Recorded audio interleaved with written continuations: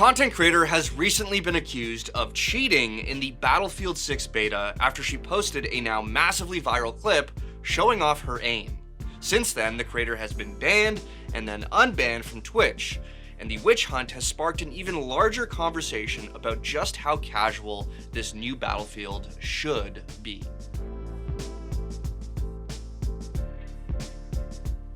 So Battlefield 6's first beta weekend has ended, and it is clear that the game has the potential to take over on release. On Saturday alone, the open beta hit over 500,000 concurrent players, not only breaking the franchise's all-time record, but also surpassing Call of Duty's all-time record. I got to play all 4 days, so I logged quite a few hours myself, and yeah, the hype is real.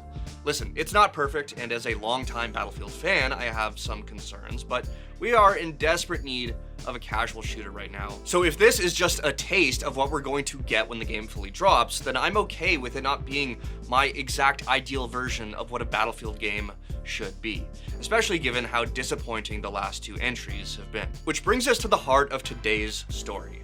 What should Battlefield 6 be? Who should it be for? And how do the devs make sure this game survives an already bloated genre? To get to those answers and understand the larger conversation going on, we need to first address a common foe: cheaters. What, you think a new game was gonna come out and I wouldn't find a way to make a video about cheating? This stuff just finds me. Before we get into the video, I'd like to thank our sponsor, Omen. This year, Omen has been sending us all across the world to cover the biggest events in esports, and thanks to them, we were at EVO in Las Vegas to capture the hype for all of you. Unleash your ultimate gaming potential with the Omen Max 16 laptop. Crafted for powerful performance, the Omen Max 16 is equipped with up to an Intel Core Ultra 9 processor, offering gamers desktop-level performance anywhere, encased in a light, portable body they can take on the go. Then there's also its groundbreaking new self-cleaning fan technology called Fan Cleaner. Powered by Intel, this built-in feature periodically reverses the fan's direction to prevent dust buildup for absolutely peak reliable performance. And for the first time ever, Omen gives players the ability to manually overclock their laptop CPU and GPU for max performance up to 250 watts total processing power without having to go into the BIOS. Thanks again to Omen for helping players navigate through any gaming obstacle to reach new levels with the Omen Max 16, now available at omen.com. And now, let's get back to our story.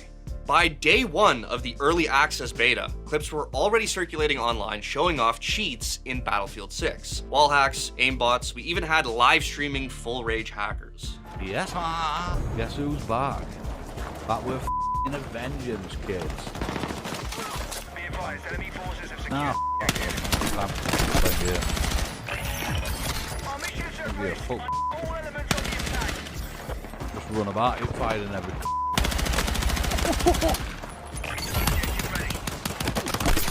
Oh, pistol whipped him and all.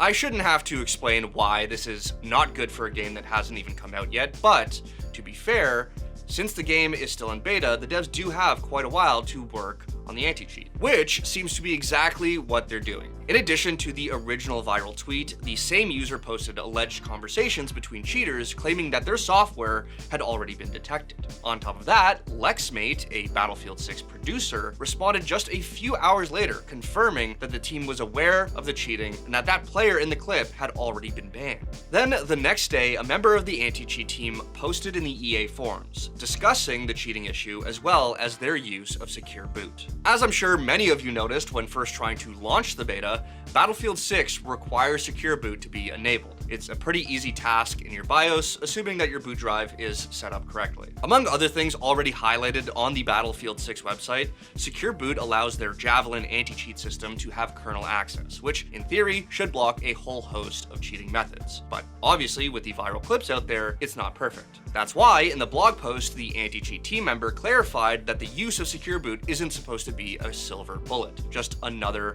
line of defense. As a result of its use, on top of the 44,000 player reports, they claim that their anti-cheat has already blocked over 330,000 attempts to cheat. Now, I'd like to hope those were all instances of real cheats being detected and not just players who didn't have secure boot enabled or had outdated drivers. But if we take it at face value, that's pretty impressive for what was basically just one full day of early beta access. Little did we know, once the beta hit the masses, things would get even more complicated. Like any good beta, once the floodgates opened, clips started pouring into social media. Players having fun, testing mechanics, and of course, clip farming. It's not like Battlefield is new to those types of viral moments, but it's clear that over the past few years, creators with high mechanical skill have found ways to go viral by posting this kind of content in other games. And with all the hype around Battlefield 6, this is now the game. But knowing that cheaters had already made their way in, a lot of OG Battlefield players became suspicious of some of the,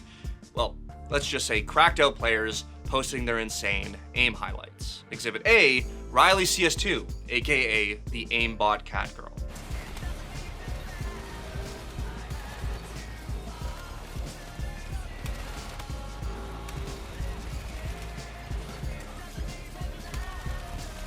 Oh my god, I'm crying. What the f?